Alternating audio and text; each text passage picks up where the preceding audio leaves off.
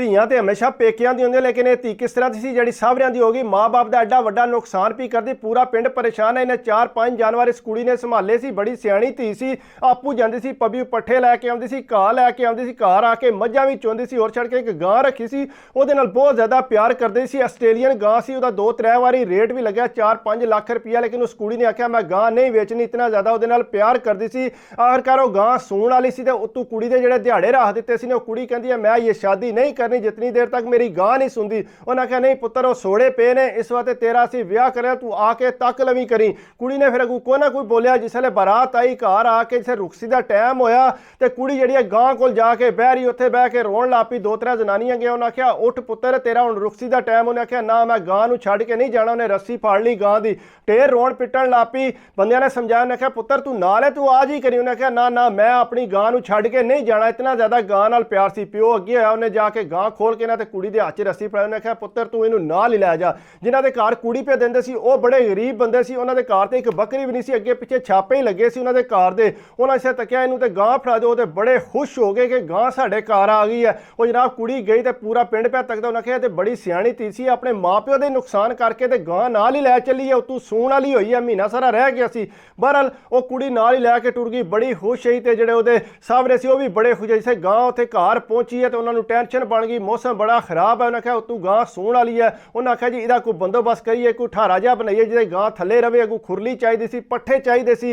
उन्हें जनाब कोशिश शुरू करती, बराज जिहड़ा सारा कुछ छड्ड छड्डा के अपना विआह शाह छड्ड के ते उस मगर हो गया, ठारा बनाउण लग पे, खुरली बनाउण लग पे, पट्टे छट्टे लैके आए। कुड़ी आपू भी नाल लग पई, बड़े खुश है।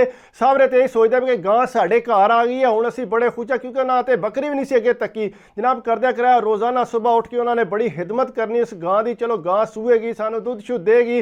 कुड़ी जिहड़ी आ आपू भी अगे वध के गां दा उसे तरह ख्याल रखदी जिस तरह अपने घर रखदी सी। जिसले गां सूई ते जनाब सारे इकट्ठे होए सी, पूरी रात तो जागदे रहे, गां दा ध्यान रखदे रहे। जिसे गां सू पई उन्हें एक वच्छी दित्ती ते बड़े खुश सी, लो जी ने वच्छी दित्ती है। जनाब जिसे सारे उत्थे बैठे से, कुड़ी आंदी तुसीं जाओ मैं गां कोल बहनी है ते साफ सुथरा इहनूं करनी आ। जिसे सारे उठ के टुर गए ने, पिछू जे 2 घंटे बाद आए ने ते कुड़ी उत्थे घर ही सी। उन्हें आख्या गां किधर गई है? उन्हें आख्या गां ते लै गए ने अम्मी होरी। उन्हें आख्या अम्मी री क्यों लै गए ने गां, ते तू इत्थे लिआंदी सी? ओ किस तरह? ना ना मेरा निक्का भरा जिहड़ा रोंदा सी पिया, आंदा मैं वच्छा तकना, मैं वच्छा तकना, इस वास्ते वो गां नाल ही लै गए ने। उन्हें आख्या अच्छा चलो सही हो सकदा वापस लै आउण। 2 दिहाड़े उन्हें इंतजार किया ते उन्हें गां को ना लिआंदी।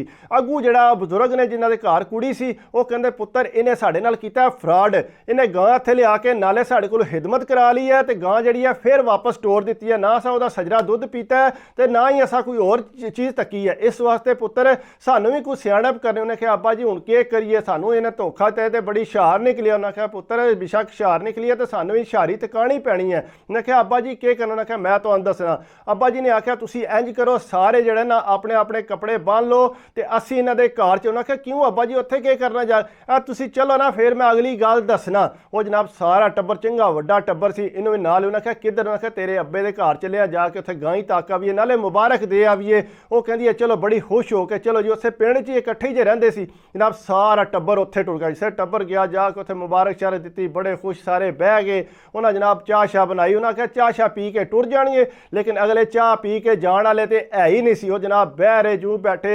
और मुंडे ने आख्या अब्बा जी हुण जाना? उन्हें आख्या ना जाना नहीं, जितनी देर तक मैं आखांगा असां इत्थों नहीं जाना। उन्हें आख्या अब्बा जी करना? उन्हें आख्या इत्थे ही सोना जो भी हो जाए। उन्हें जनाब दोपहर की रोटी बनाई, अगू शामां की रोटी बनाई। उन्हें आख्या हो सकता हुणे टुर जांदे ने, घर नाल ही है पर वो को ना गए। अगू सुबह उठ के फिर वही साहब 3-4 दिन ऐसे तरह गुजरे। आखिरकार कुड़ी ने आख्या अपने दूल्हा जिहड़ा सी उन्होंने गल सुनो, हुण चलीए अपने घर, हुण इन्ने दिहाड़े असां इत्थे थोड़ी पैना। उन्हें आख्या जाना तां ही है जे तूं गां वापस खड़नी है, जे तेरा अब्बा आंदा गां लै जाओ ते असीं टुर जांगे। उन्हें आख्या नहीं अब्बा जी ने गां क्यों देनी है? अब्बा जी ने तो मैनूं तां दित्ती सी, मैं आपू लैके आई सी, मैं आख्या इहदी वच्छी हो लवे ते फिर जिहड़ा मैं वापस तुहानूं कर। उन्हें आख्या ऐ ते गल ही कोई नहीं सी होई, उस टाइम तेरे अब्बे ने खोल के दे दित्ती सी, ऐ लो लै जाओ। साडी दा विआह भी सारा तू खराब कीता, असीं ते ओहदा ठारा बनांदे रहे, इतना खर्चा कीता, पूरा महीना असीं उस गां दी देखभाल कीती है ते हुण तू जिहड़ा ओह गां कहनी अब्बे रहांदी है। ਉਹ ਜਨਾਬ ਸੇ ਸਾਰਿਆਂ ਦੀ ਗੱਲ ਫੈਲੀ 3-4 ਦਿਨ ਤੇ ਅੱਗੇ ਹੀ ਉੱਥੇ ਰਹਿੰਦੇ ਹੋ ਗਏ ਸੀ। ਅੱਬਾ ਆਗੂ ਕਹਿੰਦਾ ਇਹ ਗੱਲ ਸੁਣੋ ਕਿ ਗਾਂ ਮੇਰੀ ਬੜੀ ਕੀਮਤੀ ਹੈ, ਮੈਂ ਆਪਣੀ ਧੀ ਨੂੰ ਦਿੱਤੀ ਕੋਈ ਨਹੀਂ ਸੀ, ਇਹ ਤੇ ਮੇਰੀ ਧੀ ਜਿਹੜੀ ਹੈ ਇਹਦੀ ਟੈਨਸ਼ਨ ਲੈ ਗਈ ਸੀ, ਇਸ ਵਜ੍ਹਾ ਤੋਂ ਜਿਹੜਾ ਮੈਂ ਜਿਹੜਾ ਤੁਹਾਡੇ ਨਾਲ ਦੇ ਟੁਰੀ। ਉਹਨਾਂ ਆਖਿਆ ਗੱਲ ਸੁਣੋ, ਜੇ ਤੁਹਾਨੂੰ ਇਤਨਾ ਹੀ ਮਸਲਾ ਸੀ ਨਾ ਤੇ ਤੁਸੀਂ ਇੰਜ ਕਰਦੇ ਕਿ ਗਾਂ ਨੂੰ ਆਪੂ ਆ ਕੇ ਹਿਆ ਰੱਖਦੇ, ਅਸਾਂ ਇਸ ਗਾਂ ਦਾ ਹਿਆ ਰੱਖਿਆ, ਉਹਨੇ ਗਾਂ ਸਾਡੀ ਹੈ। ਉਹ ਜਨਾਬ ਚੰਗਾ ਭਲਾ ਰੋਲਾ ਬਣ ਗਿਆ ਉੱਥੇ, ਤੂੰ ਮੈਂ ਹੋ ਗਈ, ਉਹ ਪਿੰਡ ਇਕੱਠਾ ਹੋ ਗਿਆ। ਉਹਨਾਂ ਆਖਿਆ ਗੱਲ ਕੀ ਬਣ ਗਈ? ਉਹਨਾਂ ਆਖਿਆ ਗੱਲ ਇਹ ਬਣੀ ਹੈ ਤੇ ਇਹਨਾਂ ਸਾਡੇ ਨਾਲ ਜ਼ਿਆਦਤੀ ਕੀਤੀ ਹੈ, ਧੋਖਾ ਕੀਤਾ, ਕੁੜੀ ਨੂੰ ਗਾਂ ਦੇ ਕੇ ਫਿਰ ਵਾਪਸ ਮਿਲਣ। ਉਹ ਪਿੰਡ ਜਿਹੜੇ ਬਜ਼ੁਰਗ ਸੀ ਉਹ ਸਾਰੇ ਆ ਕੇ ਬਹਿ ਰਹੇ। ਉਹਨਾਂ ਆਖਿਆ ਗੱਲ ਸੁਣੋ, ਕਿਸ ਤਰ੍ਹਾਂ ਤੁਹਾਡੀ ਗੱਲ ਹੋਈ? ਉਹਨਾਂ ਆਖਿਆ ਜੀ ਗੱਲ ਇਸ ਤਰ੍ਹਾਂ ਹੋਈ ਜਿਸ ਤਰ੍ਹਾਂ ਕੁੜੀ ਨੂੰ ਉਹਨਾਂ ਨੇ ਬਜ਼ੁਰਗਾਂ ਨੇ ਹੱਥ ਫੜੇ ਲੈ ਗਾਂ ਲੈ ਜਾ, ਤੇ ਅਗੂ ਜਿਹੜਾ ਸੀ ਉੱਥੇ ਉਹਨਾਂ ਆਖਿਆ ਗੱਲ ਸੁਣੋ ਮੁੰਡੇ ਵਾਲਿਆਂ ਨੂੰ। ਉਹਨਾਂ ਆਖਿਆ ਗੱਲ ਸੁਣੋ, ਜੇ ਤੇ ਤੁਹਾਨੂੰ ਉਹਨਾਂ ਆਖਿਆ ਨਾ ਕਿ ਗਾਂ ਤੁਸੀਂ ਲੈ ਲਓ ਤੇ ਫਿਰ ਤੁਸੀਂ ਹੱਕਦਾਰ ਹੋ, ਜੇ ਉਹਨਾਂ ਨਹੀਂ ਤੁਹਾਨੂੰ ਆਖਿਆ, ਉਹਨਾਂ ਆਪਣੀ ਕੁੜੀ ਨਾਲ ਗੱਲ ਕੀਤੀ ਹੈ ਤੇ ਫਿਰ ਤੁਸੀਂ ਹੱਕਦਾਰ ਨਹੀਂ ਹੈ। ਉਹਨਾਂ ਆਖਿਆ ਨਾ ਜੀ ਨਾ, ਅਸਾਂ ਗਾਂ ਲੈਣੀ ਲੈਣੀ। ਉਹਨਾਂ ਆਖਿਆ ਜੀ ਗਾਂ ਤੇ ਇੰਜ ਨਹੀਂ ਤੁਹਾਡੀ ਬਣਦੀ, ਗਾਂ ਤੇ ਇਹਨਾਂ ਦੀ ਹੈ ਜਿਨ੍ਹਾਂ ਦੀ ਐਬ ਹੈ। ਉਹਨਾਂ ਆਖਿਆ ਅੱਛਾ ਚਲੋ ਠੀਕ ਹੈ, ਜੇ ਨਹੀਂ ਦੇਣੀ। ਉਹਨਾਂ ਆਖਿਆ ਜੀ ਤੁਸੀਂ ਆਪਣੀ ਕੁੜੀ ਵੀ ਰੱਖੋ ਘਰ ਹੀ, ਜੇ ਤੁਸੀਂ ਸਾਨੂੰ ਗਾਂ ਨਹੀਂ ਦੇਣੀ ਤੇ। ਉਹ ਜਨਾਬ ਉੱਥੇ ਬੰਦਿਆਂ ਨੇ ਢੇਰ ਸਮਝਾਇਆ। ਉਹਨਾਂ ਆਖਿਆ ਨਾ ਜੀ ਅਸੀਂ ਸਮਝਣ ਵਾਲੇ ਨਹੀਂ ਹੈ। ਉਹ ਜਨਾਬ ਪੂਰਾ ਟੱਬਰ ਉੱਠ ਕੇ ਘਰ ਆ ਗਿਆ।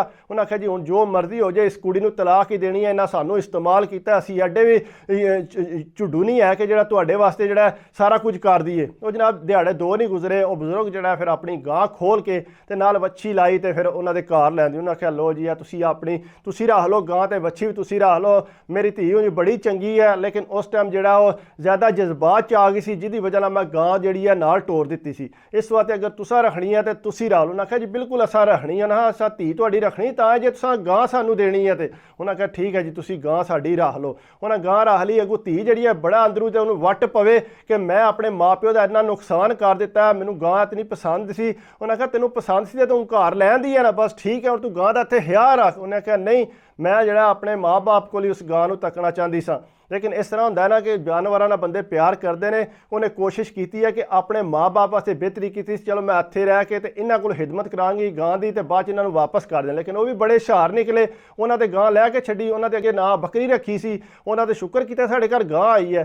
ਖੈਰ ਉਸ ਤੋਂ ਬਾਅਦ ਕੁੜੀ ਕੀ ਕਰ ਸਕਦੀ ਸੀ, ਉਹਨਾਂ ਫਿਰ ਆਪਣੀ ਗਾਂ ਵੀ ਰੱਖੀ, ਵੱਛੀ ਵੀ ਰੱਖੀ, ਕੁੜੀ ਵੀ ਆਰਾਮ ਸਕੂਨ ਉੱਥੇ ਰਹਿਣ ਲੱਗ ਪਈ। ਉਹਦੇ ਜਜ਼ਬਾਤ ਉੱਥੇ ਦੇ ਉੱਥੇ ਹੀ ਰਹਿ ਗਏ। ਇਸ ਵਾਸਤੇ ਇਸ ਤਰ੍ਹਾਂ ਦੇ ਜਜ਼ਬਾਤ ਨਹੀਂ ਹੋਣੇ ਚਾਹੀਦੇ। ਬਾਕੀ ਅਗਰ ਮੇਰੀ ਵੀਡੀਓ ਤੁਹਾਨੂੰ ਅੱਛੀ ਲੱਗੀ ਹੋਵੇ ਤਾਂ ਮਿਹਰਬਾਨੀ ਕਰਕੇ ਲਾਈਕ ਕਰਿਆ ਕਰੋ, ਕਮੈਂਟਸ ਕਰਿਆ ਕਰੋ, ਸਬਸਕ੍ਰਾइब कर दो तो दिल खुश होता। बाकी दुआओं याद रखा करो, अपनी सेहत का ख्याल रखा करो, सेहत सब कुछ है। अल्लाह हाफिज़।